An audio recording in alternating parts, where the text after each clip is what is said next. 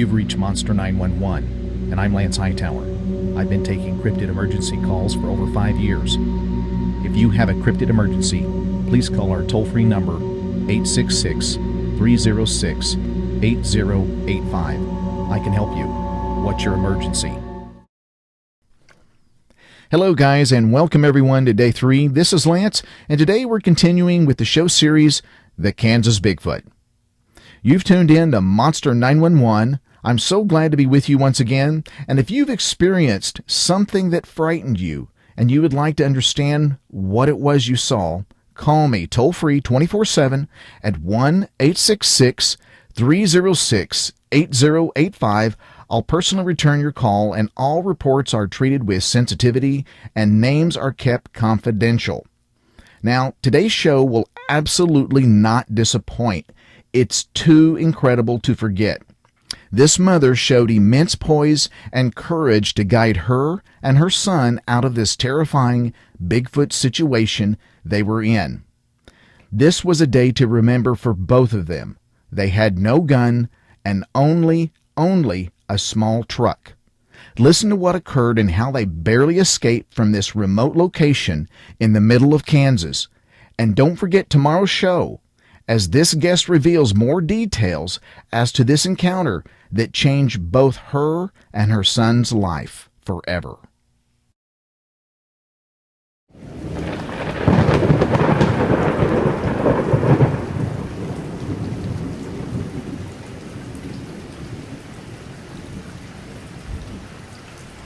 You were describing at the very end of this of the last recording some of the characteristics. You started by saying it was about 10 feet tall, and then you were talking about some of the features. If you don't mind, could you go ahead and continue?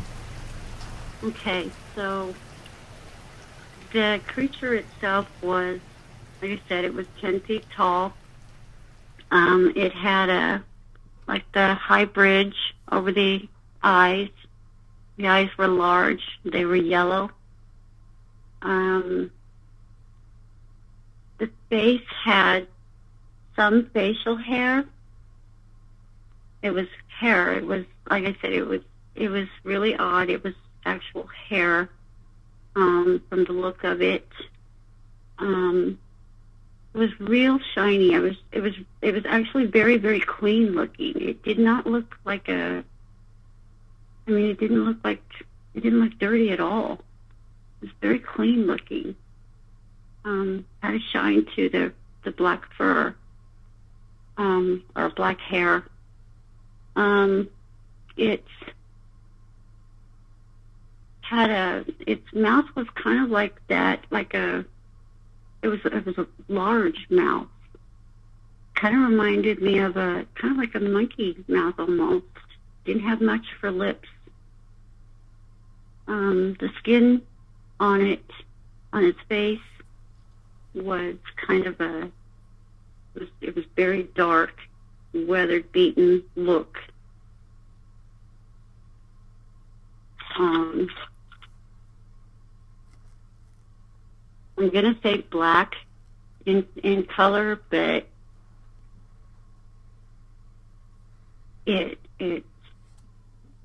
just looked like it was just really, really weathered, sun beaten, dark. Its teeth, the teeth were actually sharp. They were pointed. One of the last things that it did before it went in that cornfield, my son told me this, I did not see it, was that it actually stood there for a second before it went in the cornfield, and it grimaced at him. And he said one of the things that was really, really struck him was that the teeth were sharp and the canines were large in this thing. The canines were really large, really prominent when it smiled. Interesting. Wow. Or it actually didn't smile, it more like it grimaced. Wow. As far as the size, you saw this, you said just feet away, like 10 feet away, you said? Yes. How, in your best, because you guys are familiar with the woods, obviously. In your best guesstimation, what do you think the weight of this thing is when you saw it that close? What do you guesstimate? Well, the shoulders, across the shoulders, was about 4 to 5 feet. Oh my From gosh. shoulder to shoulder. It didn't really look like it had a neck.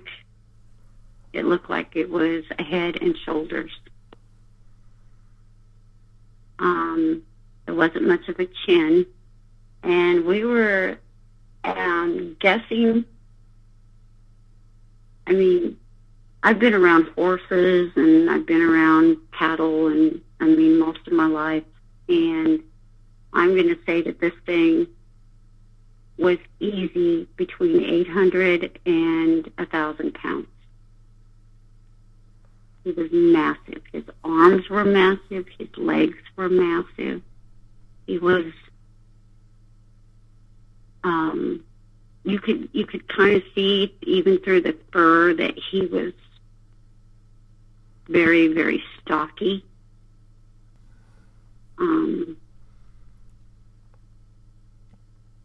How was the shape of the head? Was it rounded? Was it come to? It was round.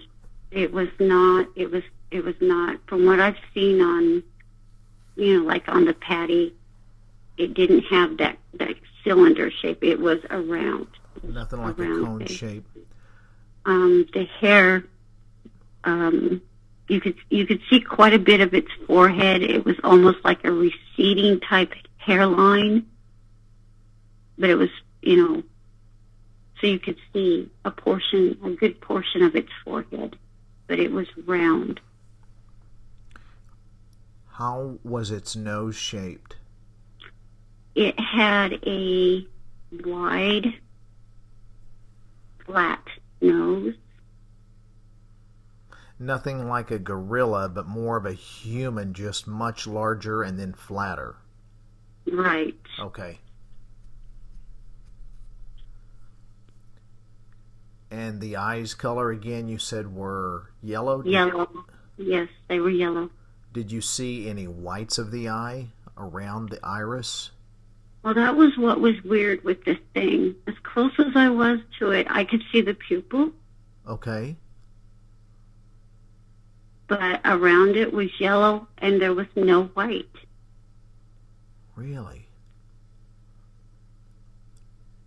That's interesting. Strange. I mean, it was like the eye socket was yellow. I could see the shape of the eye.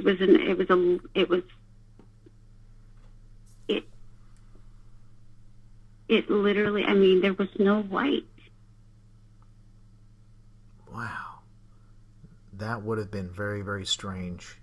It's terrifying to see just in the eyes. Now, it was when you went by it at that close range, was it was standing at that point in time, obviously. Yes. Was it just staring at? Was it the driver's side, passenger side? Must have been the passenger side. It was on the driver's side, and I was looking at it through the back window, and our truck is an S10. It was a very short, thin S10 pickup, Chevy S10. Oh, that's a small truck. Yeah. Oh my gosh. Yeah. Oh my gosh, that's like a little. I was wishing I would have had my 4-wheel drive at that point in time. Believe me. Oh yeah. I had it. You might as well be driving a Hot Wheel. Yeah, pretty much. Oh my pretty gosh. Much.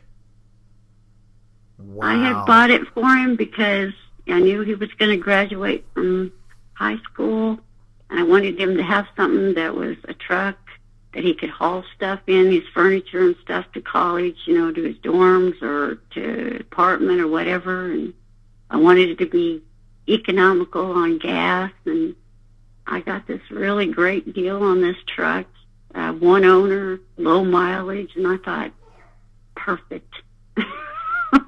So for gas mileage and college purposes, that's fantastic. for Yeah. fending off a Bigfoot that's 1,000 pounds, not so perfect. No. No, it wasn't. So he was driving, you were on the passenger, you went by. Did it stand up prior to going by, or It was already standing up. It was in motion. There was one leg in the front, one leg in the back, like it was running at us. Oh, wow. It had one arm and hand out, like it was reaching. And another one, it had kind of like almost in a throw position, like you're going to throw a baseball. And there was something in that hand. I could tell it looked white, and I wondered if it was rocks, because we did have rocks thrown at us. Wow.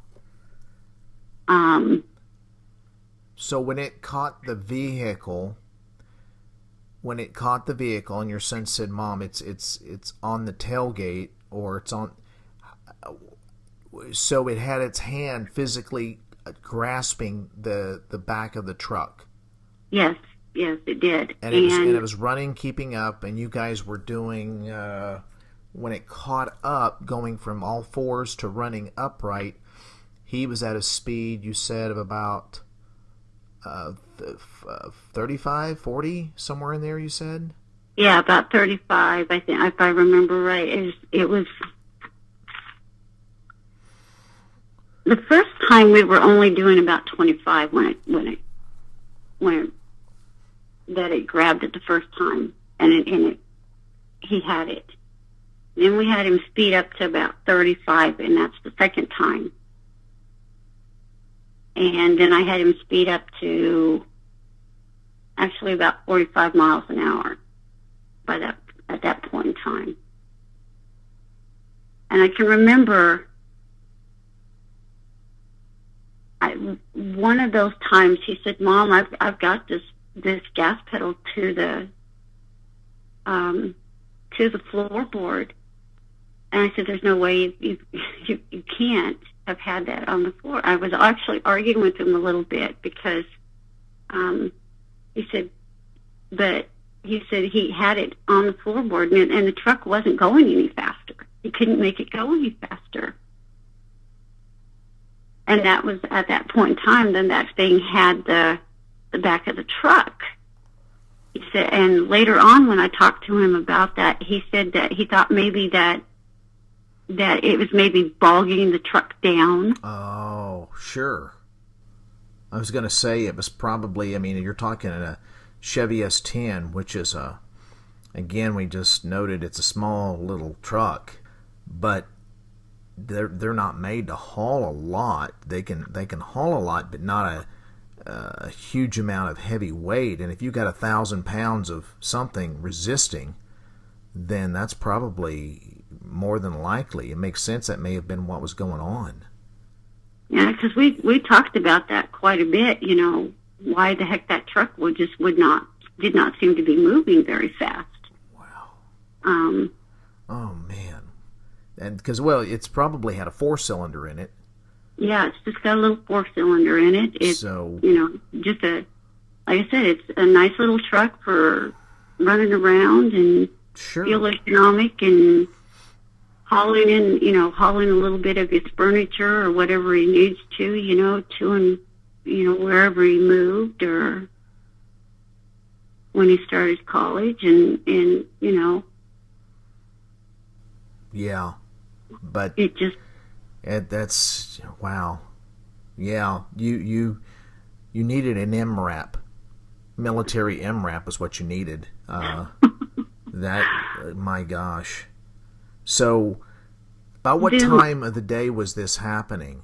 Right when this was chasing you, we left the house around 10:30, and then we drove around a little bit and headed out that direction. So it must have been around 11 when we got there, maybe a little bit before 11. And it was really odd because when we got home, it was like 1:30,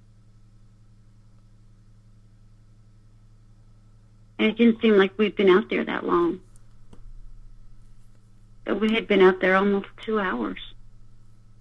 Wow. And I mean, it really, I don't understand that. I still can't explain that. But it just seemed like we'd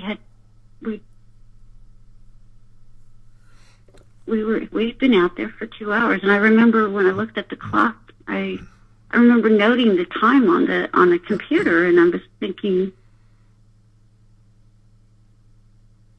we couldn't have been out there that long. That doesn't make sense. But at the same time, I was kind of still in that kind of confused state, and still very, very upset, because I finally, once I got home, I finally, I don't know, I finally was able to just kind of release everything that I was feeling, that I'd been bottling up, so that I could just make sure that my son was okay, make sure that we were okay. Sure. And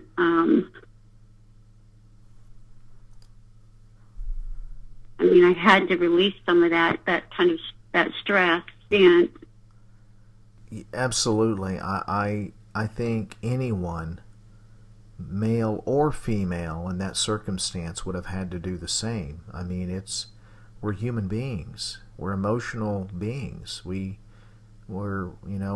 it's only in the movies where people don't release their emotion. Yeah. It's only in the movies. In reality, we're very emotional. That's how we respond. That's how we think. That we use emotion in everything, whether we're protecting someone or providing. I mean, it's all kind of emotional based. So everything is deeply personal, deeply neurologically. There's a huge neurologic impression on anything, especially in a state of fear and protection. And you combine all those emotions into one moment, and it's deep-seated. I'm thinking back. I'm wondering your opinion on this. When you were going into that area and you saw these guys wearing orange, and they had these, I don't know if they had the rifles up in the window or how you saw the... Well, they were on a gun rack. There's, people... Okay.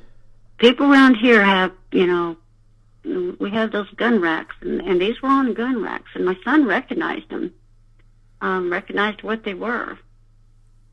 And, so they're not anybody that you guys knew. You saw these guys. No. Were they locals, do you think? Well, they were heading into town. That road takes them straight into town. So they could have been heading on the highway. I mean, you have to cross the highway to get into town there. So they might have headed down the highway. But do you think that they? I think with what they were wearing and the guns in their back, I think they may have seen some of these. I think they saw them. And that's kind of what I wondered. I really did. I was talking to my son about that too today. Because I wanted to make sure, because he's not willing to come and talk to you, I wanted to get things that he saw as well as things that I saw. Sure. Together. For a very, very long time, for several years, he would not talk to me about it. And he would get very angry and very upset to talk about it. And, one day I'm trying to think what time of the year it was. Late March, early April. He had come home from work around 11 o'clock, and I mean, he slammed the door open and slammed the door shut and locked everything up. And I said, what? And, it totally shocked me, what in the world's wrong with you? And he said, Mom, it's out there. I said, what do you mean it's out there? Mom, I saw this thing crawling on all fours. It came out of our yard, went across the street, into the neighbor's driveway, and took off in the back of her yard. I said, what?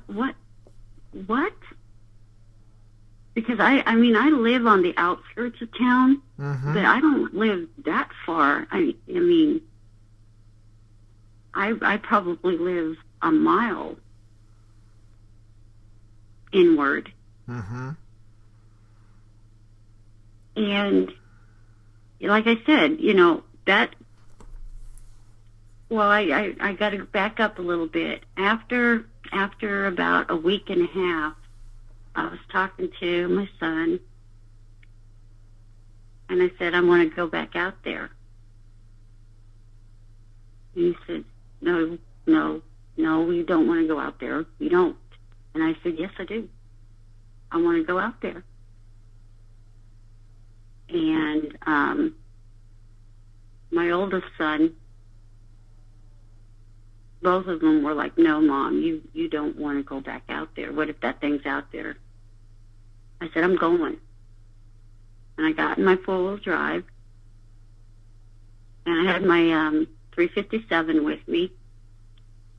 And my oldest son said, hold on, Mom, I'll grab my gun, then fine, we'll go out there.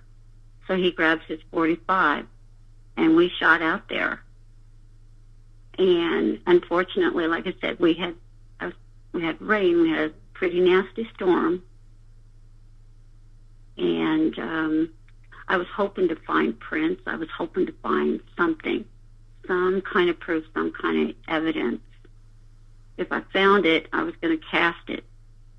I didn't know exactly who I was going to send it to or what else I was going to do with it, but I was looking for prints, I was looking for something. I thought, man, that thing was so big.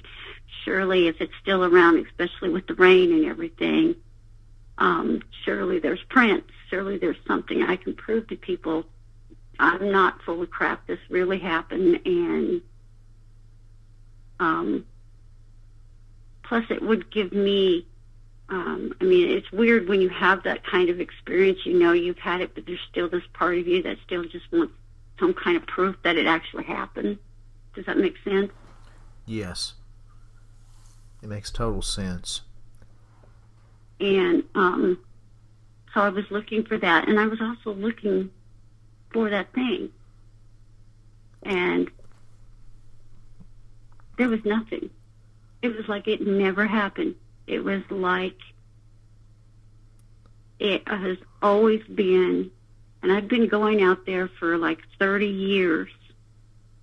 This is a very, very well populated area at times, full of birds.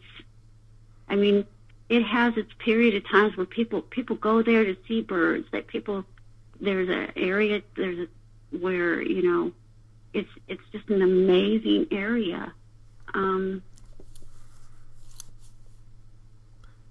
So you went back by yourself? Well, I started to. Yes, I did. And my son hopped in the car, and both my sons hopped in the car, you know, stopped me and said, hey, Mom, wait. We'll go. Just let me grab my gun. Because, I mean,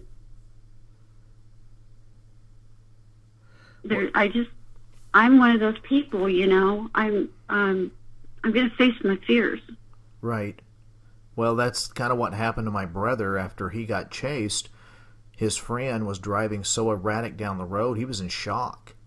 And they were fishtailing going down the road just before they were getting ready to hit the main highway. And my brother was screaming at him to slow down, and it's like he couldn't listen. And finally, after screaming, he shut the vehicle, slowed down before they got to the highway, and he said, let's go back. He said, we're the one that has the gun. He said, you're out of your mind. You go back with your vehicle, not mine. I'm never going back. And so my brother wanted to go back, and just, this was too crazy. This doesn't happen. This can't happen. What just happened? And it went from fear to an obsessive, I got to see that. Did I see what I saw? That's kind of what led him to us talking about this and just kind of facing it. And so his friend didn't want to talk about it, got mad, and never went back. And that's what you find in a lot of instances where you have multiple people, a group of people that encounter the same thing. You have maybe one person that wants to talk about it, and actually it's the healthy thing to do. But the other people, I don't want to ever talk about it, and they actually get angry. And the reason why it turns into anger is because people are extremely fearful of what we don't understand. And so they won't come out and say that, but that's really what it is. So their fright turns to anger. And that anger just, they leash out at people, and they don't mean it. That's just their way to say, I'm scared, I don't want to talk about it, and if I don't talk about it, then I won't have to think about it. And that's actually a very common occurrence when groups of people encounter a very frightening, these creatures. So you went out there, there's nothing. What was the time frame from when, what year was this again? Remind me again. This was in August 2011. August 2011, and you went back out in the same month? About a week and a half later. I had to wait a while. I was a little upset. We had that storm, and those areas, that road floods. And not even a four-wheel drive can get through it. It's just like, it just floods. And I went ahead, and I had to wait. And that was part of the reason why I took the four-wheel drive, too, was because I figured that, if it did get, too muddy or what have you, I'd be able to get out of it pretty decently, without a problem. And, but the roads were okay. I mean, it was soggy, but it wasn't real bad by that time. And I got to tell you, yes, I was. My head was on a swivel. My oldest son, he was on a swivel. All guns were loaded. Everything was locked and loaded and ready to go. But we got out and we looked around, and there was nothing. I mean, it's like I said, I'd been going out that way for 30 years. That was actually one of the first places that my husband and I went when we met.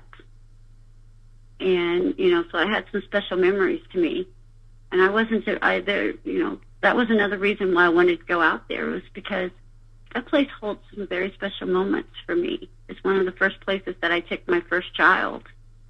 My firstborn child. It was one of the first places that my husband and I would go out and walk. And, I mean, one of the things that we used to do was we'd head out to places like that, and we could just talk. And it was just getting away from everything and everyone and just being ourselves and talking. And so it had those memories there, and I wasn't about to allow something like that to ruin all of those wonderful memories by not going back out there. Every time I had ever gone out there, I would have those memories, relive those things, and they're good. They're wonderful things to have. And it was, and at some point I was relieved that that was like that it was back to normal. And there was another part of me that was disappointed that I couldn't see anything, that there was nothing there. But I think that all in all, I think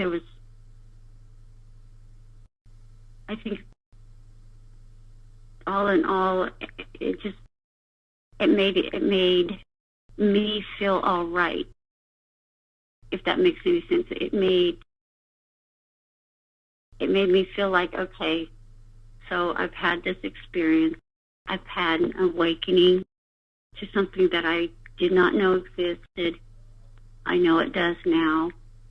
I will have to be more careful. I probably will not go anywhere out there again without that gun. But I'm still going to be able to enjoy myself and enjoy my life and what I love doing. Absolutely, and you should. So aside from us, who you've tried to share this, who else have you shared the entirety of these stories, and especially the complete story of what happened aside from us? As far as the Bigfoot story? Yes. Like I said, I tried to share it on, I think the Facebook page was called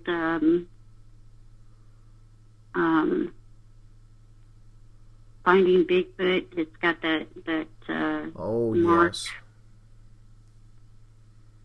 yes. Mark, whatever his name is. Matt Moneymaker. Yeah.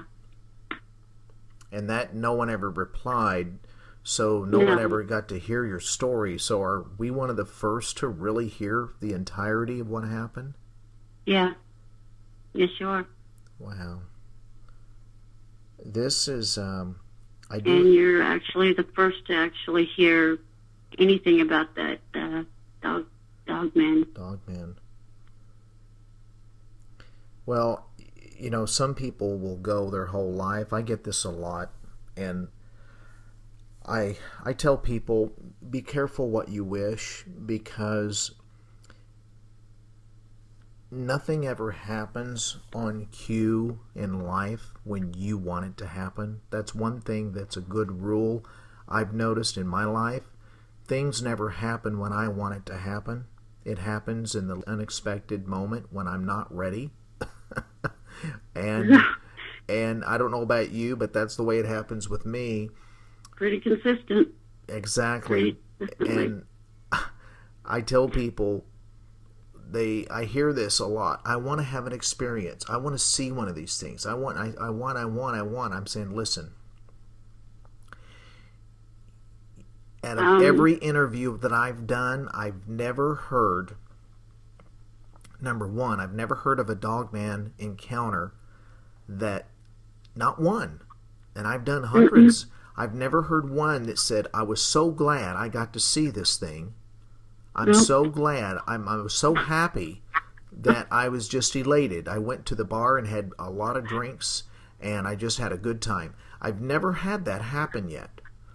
And I tell people, you want to wish for something else, because this ain't it. I said, you're not ready to see it.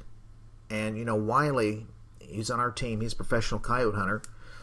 And he would ask me, Lance, do you think you're ready to see one? I said, you know, I'm not going to say positively 100% I am, because that would be lying.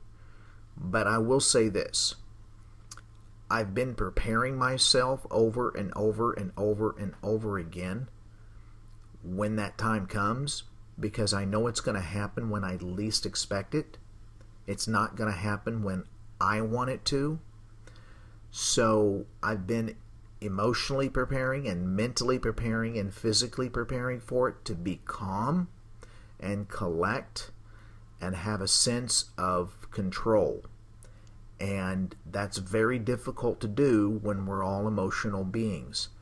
I said, but the one thing I don't want to do is run. Now, the other part is that when you have a Bigfoot encounter, it's the same thing. And I've heard people have pleasant encounters. Not too many, but I've heard a lot of people have not so good encounters. And I've heard some Bigfoot that people just minding their own business, and these things get aggressive, as it sounds like in this case what happened to you and your son. I'm just bewildered why it got so aggressive.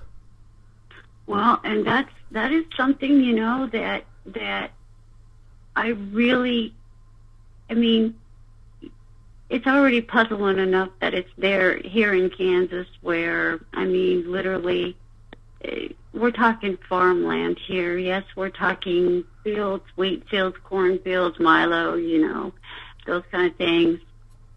Those can get pretty tall.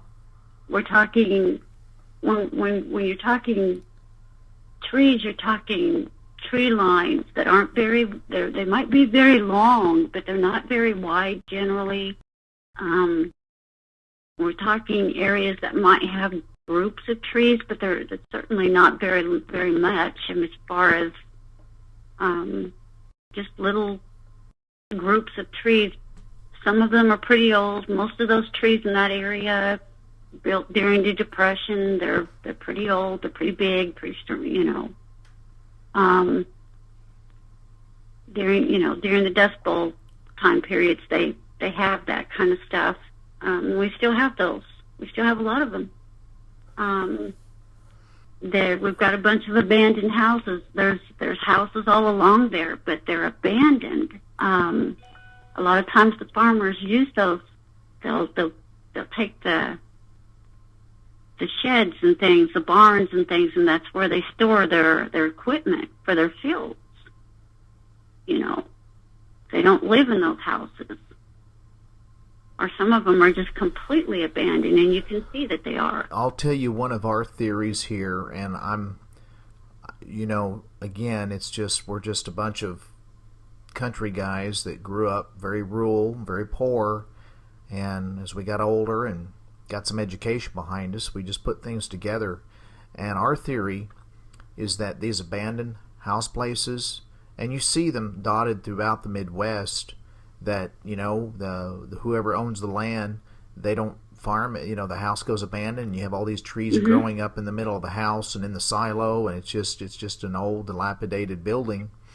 Yeah, there's bunches. There's a bunch of them around in that area, and it's just miles and miles of land. Yeah, my theory is that these creatures habitate in those homes, and I tell you why. Who knows what their metabolic rate is or their metabolism? We don't know. I personally don't know. I've not done an autopsy on one. But I can tell you this. If you look at the common animals that are around us in Kansas and Oklahoma, wildlife, indigenous wildlife around us, deer, bear, cougars, it doesn't matter, raccoon, squirrel, rabbit, any animal that we know of wants to get out of the cold north wind. They want to get out of the rain. They want to get out of the snow, blowing, frigid weather like we're having right now, like you guys have now. All animals try to find shelter to some degree. And our theory is that these dotted abandoned places and silos and barns and homes, why not habitate in these areas? You've got shelter that blocks the wind. Now, granted, the doors may be busted off and the windows, but if you can block that wind and you can go in there and put some, some type of bedding down, and you get out of that wind, that's the key. And no one's going to mess with you because you're in an area that people are like, oh, that's just an old abandoned home. It's not something that you typically, people are just walking around. A farmer will plow his field, but he may not ever go in that abandoned place. He'll just leave it. So it's almost a lot of times I'm pretty sure they don't. I know that now some of them will actually make the houses look nice. There's one out there that in that area where we were at, that the yard is kept up, everything is kept up. It looks very, very nice, but I have never seen a human being around there. As many times as I've been out there, as many times as I have been out there, I've never seen a human being around there like they were living in that farmhouse. However, in the back, they've got a huge barn, and in the back you can see where they've pulled their tractors, big tractors, and different things like that inside of those buildings. And that's how a lot of it is on as far as that area. But most of them are just beat up, dilapidated farmhouses, and there's roads. I mean, they're old country roads. They literally can take you from, if you don't want to hit the highways, or you can take these roads and it'll take you just about anywhere into those little bitty towns that are around there, and I mean, people don't have to see you. You can go anywhere. There's there's various different creeks and ponds, and I know, like for me, I've one of the things that I used to do with my kids is I would teach them, okay, these plants are edible and they're safe, and the others are not. And so I know there's food out there that they can eat on that. Plus, I had read, several years back, that there's a theory that Bigfoot apparently likes corn. He seems to be around a lot of cornfields. I have heard that many times. Well, there was that cornfield that I was talking to you about that was over there on toward the parking lot area where we were at. But there was also a cornfield across from that too. I mean, literally, we were almost like in a big field of corn. And I thought, well, maybe, when we were talking about being angry and being upset, maybe they were gathering food. It's possible. I talked to a gentleman that I was interviewing, and he had he was actually working as a young man for a gentleman that had a lot of cornfields, and the gentleman would get mad, and he would have this kid. He goes, I got somebody out there picking all my dadgum corn again, and they're leaving the corn cobs in a pile. And he said, what? And they went out there, and right in the middle of this cornfield, the corn stalk, it's almost like the corn stalks were flattened, but the ears of corn was picked and like clean, and just a pile of cobs in the center in this open area. Like, and he was just like, what is going on? Who would come out and eat that? The pile was so big, the farmer wasn't putting the dots together. Who in their right mind would go through? The guy said that it was at least about 5 or 6 5-gallon buckets of corn cobs piled in a pile in this little open area out in the middle of the cornfield. And the farmer was just like, those dadgum kids. But he was a young man, and he was like putting it together. He said, something's not right about this. I've never heard of anybody come out here and do that. And it was picked clean, the corn cobs. And he had that happen more than once. Yeah, no, and the other thing is over there. There's a pond. That was part of the reason why I went over there. There's a really, really deep pond over there. I would appreciate it if you would take out, because people go there. Those towns rely on money that comes in, generates from there. Yeah, I won't talk about that. I promise I won't. I'll scrub that out, because I always worry about the reason why I also keep this out, not only from having people go in, but I don't want people hurt. So I know that sounds kind of a oxymoron statement, because if I didn't want people hurt, I should let people know. But I've learned the hard way. It's best to keep things quiet regarding that. And I know it doesn't sound right because something like that could hurt somebody, but it can definitely hurt the local economy, and it can also cause people to be there you don't want there, as far as government people. Yeah, because I could just see that, and I don't want that town hurt. I don't want people out there, destroying. There's a farmer out there. He's trying to make a living. I don't want those fields destroyed that's out there. I don't want those things taken, and I don't want anybody getting hurt, messing around there, whether it be from Bigfoot or whether it be from their own stupidity. That's not really an area. I mean, it has a hiking trail, but that area is, and you have to know, you step in the wrong area, you're going to be in trouble. It's also got snakes, and it's a pretty wild area out there. It's I don't know if you look it up, but it's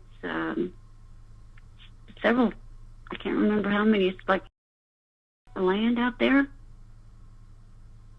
That's and they're I just read that they're going to they're doing some other stuff. They're trying to increase it back to its natural form back in the 1800s now. So there's people out there that are actually doing construction. I wondered on that big pile of dirt I was telling you about, I wondered if that was maybe some kind of construction that dirt came from somewhere out there at some point in time. I know that they had dug the ditches deeper, trying to keep the roads from flooding so bad. So I wondered about if that was where that came from as well. But on the edge of the parking lot, toward the road, there was a big, long pile of dirt that was probably, I'm going to say about 20 feet long. And toward the south end of it was really high. I mean, it was probably about 7, 8 feet high. And then it kind of, like, I can't think of the word I'm looking for. It leveled down lower and lower and lower till it got to be about maybe 3 or 4 feet high as you hit as it went toward the driveway. Man. You understand what I'm saying? Yes, I do. I'm just envisioning this. I guess I'm just amazed. I learn something every time, and that's why these shows are so important for people to listen, because we need to share and learn what to do and what not to do, who to talk to, who not to talk to. And we can always learn from someone else's encounter, but at the same time, we hope to give some relief for the person just sharing, because I always say it's good medicine to share. And it is. And I held on to this for a long time. I had tried to talk to a couple of other people. I mean, as far as, Bigfoot or Bifro and this Finding Bigfoot group, and I just froze up. I just couldn't. I think there was a fear that people would laugh and make fun of me. And then with Bifro, I was wondering, well, they didn't try to contact me. I thought, well, a lot of their stuff, there isn't a lot of people being chased on that thing. Maybe they would prefer not to keep those, to keep those kind of things out. Well, I think I wasn't real sure. You may have hit something on the head there with that statement.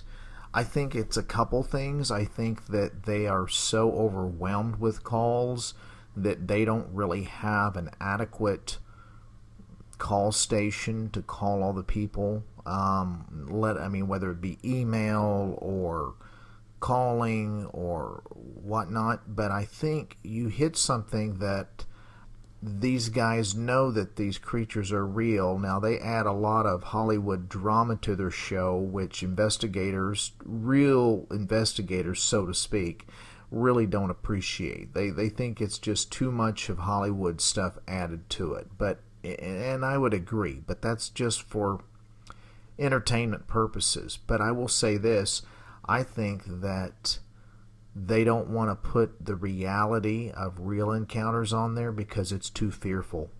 It's too scary. And they actually, those people on there, Matt Moneymaker and Cliff and Bobo and Renee, they actually have signed non-disclosure agreements that if they see something, if they encounter anything, they can't talk about it on the show. Did you know that? No, I actually never watched the show. I actually don't watch TV. I have a computer and I listen to some YouTube stuff and I do a little bit of Facebook stuff and I listen to, mostly I listen to like various different YouTube stuff or, I'm into history. God, there's so much history out there. I get lost in it. So I do a lot of that nowadays. Like I said, in 2015, in March or April of 2015, my son said that he had seen that thing out there walk on that driveway, and he was getting ready to go to college here pretty soon in August. I was like, I've lived in this house for 20 some odd years. I've raised 4 kids in it. He was the last one. It's time to downsize. It's time to leave. When he said that he'd seen that thing, my main goal, like I said, I had two reasons for putting this out here. Number one, it was to help me, but number two, and probably just as important actually, I want to help others. I've spent most of my life helping people, and this is just one more way that I can help people. If you're going to have a bad experience, do the best you can to turn it around and make it a good experience, at least in the form of being able to help other people, just like you guys have. And I appreciate it. Thank you. You're so welcome. Thank you again, and it's been an honor and just very surreal in talking with you and what you guys went through. And I think I know I don't know you, just from our conversation, but you got a lot of grit. I mean that with all due respect, of course. But that's fine. You're not the first person that's ever said that to me. Okay. Well, I mean that in the most respectful way. You got a lot of grit. I respect that a lot, and your kids are very fortunate to have you. So, thank you so much. Please keep in touch, and I will keep in touch. I appreciate it, and you have a wonderful early morning, I guess I should say now. Okay. All right. Thank you. Okay. You're so welcome. Thank you. Bye-bye. Bye.